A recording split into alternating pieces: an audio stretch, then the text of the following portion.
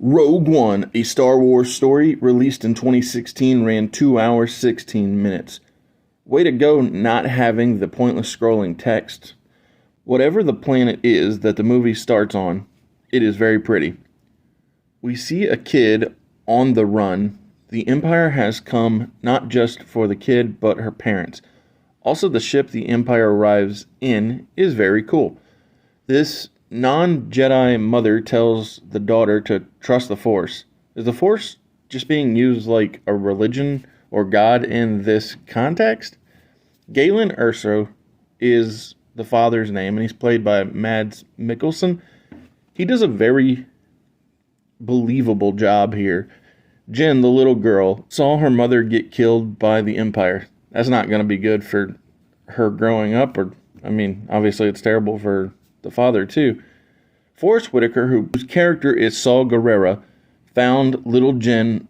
We then jump years and years, and Jen is now played by Felicity Jones. The movie begins following a new character, some guy who finds out about a planet-killing weapon. Stormtroopers confront the new dude. He shoots them before killing the guy who had told him about the Death Star. I'm not really sure who he is or what's happening. So many new characters and locations. I almost wish they had pop-up graphics to tell us who the characters that we're seeing are. Some comics will do that. They'll say, oh, this is whoever and this is where we're at. And it just would be very helpful because, yeah, lots of things have happened very quickly. The new guy I don't know gets his head covered with a bag. We go back to Jen. She and other prisoners are being moved. Of course, the prison transport gets attacked. That is so common in movies and TV. Do they ever have a smooth prison transportation scene? It's more common, I feel like, for it to be overtaken, broken out, that type of thing. When Jen runs, a droid called K2SO, voiced by Alan Tudyk, shows up. And whenever Alan is around, things tend to be more fun. Jen gets questioned by rebels who want her to join them. The rebellion wants to know about her father, Galen, but she doesn't know anything because she hasn't seen him in 15 years. Since these guys believe that Jen doesn't know anything about her dad, they now want to use her to get to Guerrera. But other than him helping her way back, does she even have ties to him? We see Bail Organa, Princess Leia's adoptive father, working with the rebels. K2 is 100% my favorite part of this movie. Alan's delivery is the most uplifting and entertaining part of the film. The same dude who killed the guy who told him about the world-killing weapon, Cassian Andor, has been ordered to kill Galen Erso if he is found, since he was the creator of the Death Star. One upside about the movie is it doesn't really drag. It moves at a brisk pace. But, sometimes there's give and take to that because it moves so fast and goes to so many places with so many characters that it's hard to keep up with them. But it's also not exceedingly boring, so that's something. K2 telling Andor the odds and of Jen using the blaster he gave her on him, it really popped me. Even though Cassian doesn't want to hear about, the odds of things going badly, K2 says the odds are very high.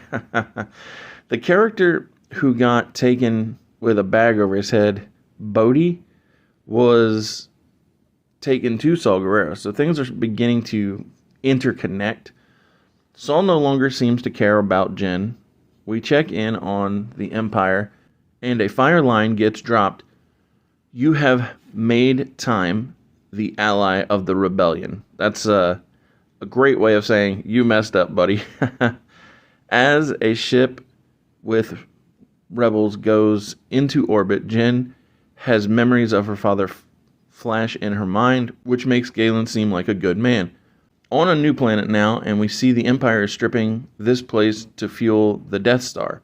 Saul Guerrera has an alien octopus lie detector type thing. He uses it on Bodhi, a pilot. It's interesting. While on a mission, Jin talks to Donnie Yen, a blind Jedi, maybe? His name is... I'm not sure how to pronounce his name, to be honest. And Yen's character tells Jin, and then us, the viewer, by extension, about the Death Star fuel storyline, also powering lightsabers, I think. I don't know. It's a lot of this just feels very unnecessary, almost, because, I mean, primarily because I know what comes next in the upcoming film, but also the original film, because time is weird when it comes to Star Wars. So many nearly faceless and nameless rebels go after the Empire. Jin saves a little girl from the firefight. I wonder if knowing these people who are fighting would help me care. K2 came to help, and Alan Tudyk asked Jin if she knew the droid she shot wasn't him, since K2 and the other droid look so similar. If Alan is my favorite, Donnie might be my second favorite, because he is so good at bringing a surprising amount of fun. He is able to take out a whole bunch of stormtroopers, mostly by dodging and having them shoot each other. It makes no sense, but it's enjoyable. Donnie Yen seems to be joining up with the rebel crew. One of the new allies says, "No Jedi here, only dreamers," right before the followers of Saul Guerrero do the bag trick to the new team, even the blind guy who says, "Really? I'm blind," which was perfect dialogue. At the Guerrero stronghold, the men are put into cages while Jin is taken to Saul. We learn that Jin felt abandoned by Guerrero. He says that he was trying to keep her safe. That is why he kept his distance. Guerrero thinks it might be a trap that he has come across both the pilot, Bodhi, and Jin and her team so close together. Saul even suspects Jin could be here to kill him, since the pilot had knowledge about the Death Star, which Jin's father has a hand in the creation thereof. Jin clarifies she only wants out, as to her, the Rebel versus Empire conflict has only brought her pain. Speaking of the Empire, and they are about to test this new weapon, Orson Krennic and Grand Moff Tarkin feel as if every member of the Empire is in a battle to prove themselves to Darth Vader and Emperor Palpatine. Or, another way to look at it, they are kids trying to impress their parents. Back with the captured rebels in the prison, Bodhi speaks to Cassian and crew about how Jin's father has sent a message to Saul for Jin, who he calls his Stardust. Don't tell Cody Rhodes, he'll have flashbacks of the bad days. I really like Galen never giving up hope for his daughter to live in a free world, especially after he lost his wife, Lyra, to the same people that he has been forced to help. The flaw that Galen intentionally placed in the Death Star will be taken advantage of in the next, or the original, Star Wars, later to be called New Hope, because George Lucas and, subsequently Disney, do weird things. Storylines converge as the Empire destroy the capital city of this planet, while Saul and Jin get the message from her dad. K2 tells his humans there is a problem on the horizon, and the said problem is there is no horizon. I wish K2 was the main character. Cassian feels like he's written to fill that Han Solo hole that Star Wars possesses, only he isn't nearly as charismatic, and he tells Jin that he knows where to find her father to keep her on board with his crew. Guerrero goes down with his ship, or compound, or whatever you want to call it, so no more Forrest Whitaker. The Empire is happy with the test, and it is at this point I realize I'm not very invested in either side. The survivors of the Death Star experiment are very disenchanted, but Jin has a faith in her father and gives a pretty good pep talk. She brings Donnie Yen back to a place of confidence. Thank you for being here at Mr. Super Oz. This video is going out, and this channel only exists because I, Oz, founded Gamble Comics, which first release was Everlasting Survivors, a 68-page graphic novel called All Day Long. Available now. Follow the link in the description that will take you to gamblecomics.com. While there, you can get hats, shirts, posters, much more, but most importantly, the story itself. Coming soon from Gamble Comics, BC Brute.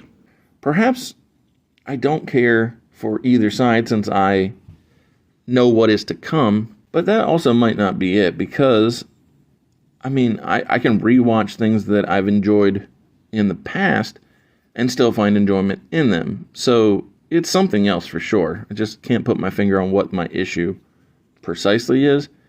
The heroes crash, but I don't know. They're not done, since I know that they need to get Galen's plans to get him to the rebels. Speaking of Galen, and he and his team are questioned outside in a storm by the Empire, and he admits to being the saboteur.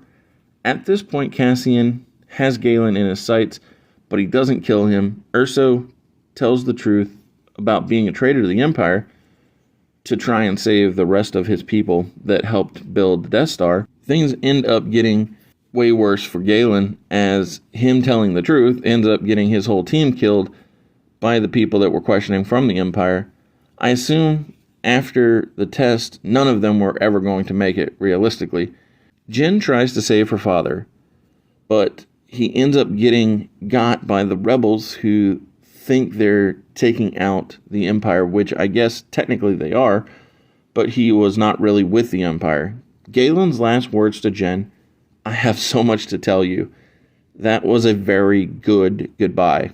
After the powerful death and the impact of it, I think I figured out my true disconnect with this Star Wars movie. It feels like it's putting an emphasis on the war part of the movie, and less the stars, the fantastical space opera. It is a very helpful thing to understand why I don't care. This also helps me make it make sense as to why K2 is my favorite part. Well, him and Donnie Yen, because Alan Tudyk's delivery, it lightens the mood, and Donnie Yen is the most over-the-top part of the heroic rebellion side, whereas Jyn, Bodhi, Cassian, even Saul, they just all feel like trauma victims of this war. Finally, Darth Vader has arrived. I really like him choking his Empire dude, who was just sucking up to him because he doesn't need them to kiss his behind. One thing Star Wars has always seemed to knock out of the park is alien creature designs. So that is one thing that has stuck to it from, basically all of them, or all of them that I've seen. Jyn is such a good promo. She doesn't do it often, but when she does, it is inspiring to the rebellion. Rebellions are built on hope was a very good job when it came to the writing team. Obviously, the odds are not in the rebels' favor. After Jyn gives her TED Talk on hope, she says she isn't sure 4 is enough, but Cassian knows plenty of other rebel scum. K2 tells Jyn he is here for her, but only because Cassian tells the droid that he must be. I'm very perplexed by the use of "May the Force be with you" by non-Force users. Again, what exactly do these people think the Force is, if it's not a fantastical thing that you have connection to? I don't know. I don't get that. Bodhi piloting a ship and the Empire radioing to it, so he feels compelled to answer their request of, who's piloting the ship, and he says, "This is Rogue One." They reply, "There is no Rogue One." He says, "Well, there is now." We see Bail Organa, and I do believe that he is off to his imminent death. I get big Firefly / Serenity feelings when the Empire inspects the stolen ship. Also makes me smile when these rebels steal the Empire attire to do a fun callback to the original / also the next film in this franchise. I enjoy the planet being bright and beautiful as opposed to the dark and stormy planet where Galen died. If K2 is number 1 and Donnie Yen is number 2, Darth Vader is surely my number 3 favorite part of this. The rebels setting off explosions and the shot selection really shows off how beautiful this place is. We get an R2-D2 and 3CPO cameo. Who else from the original storyline will show up? Let's see. Jyn gives K2 a blaster, and I wish we could get a whole show with the origin story of K2's creation by the Empire and subsequent switching sides to the Rebels forces. Alan Tudyk is just great at voice acting. After seeing R2 and 3CPO, I begin to wonder, when exactly is this taking place? Is this before A New Hope, or more or less happening during A New Hope? I guess in the grand scheme of things, it doesn't really matter. I know it's New Hope adjacent. While K2, Cassian, and Jyn work together to extract the plans for the Death Star with the flaw for the rebellion, I think how it feels as if the Empire has an unlimited supply of both troops and arsenal that can not be matched. The design department did a good job ensuring that the fighters on both sides really kept that 1970s style. Even the equipment interface feels out of the original trilogy. Dang, the Empire seems poised to take out K2. With K2 getting got, I now think it is certain that Bodhi, Cassian, and maybe even Jyn will die. If they do die, part of me would like to see Vader be the one to take them out.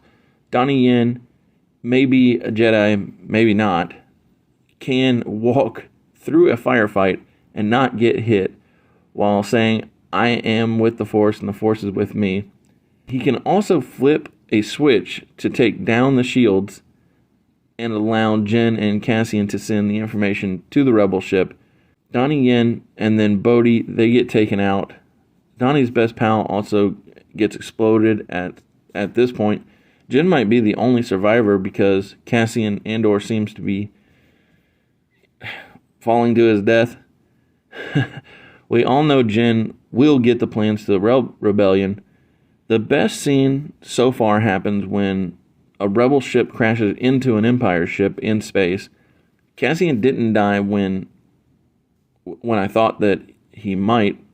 Cassian didn't die when Erso thought that he fell to his death. Andor helps her get the information to the rebellion. Okay, the Empire now fires on the planet, so they probably still don't make it.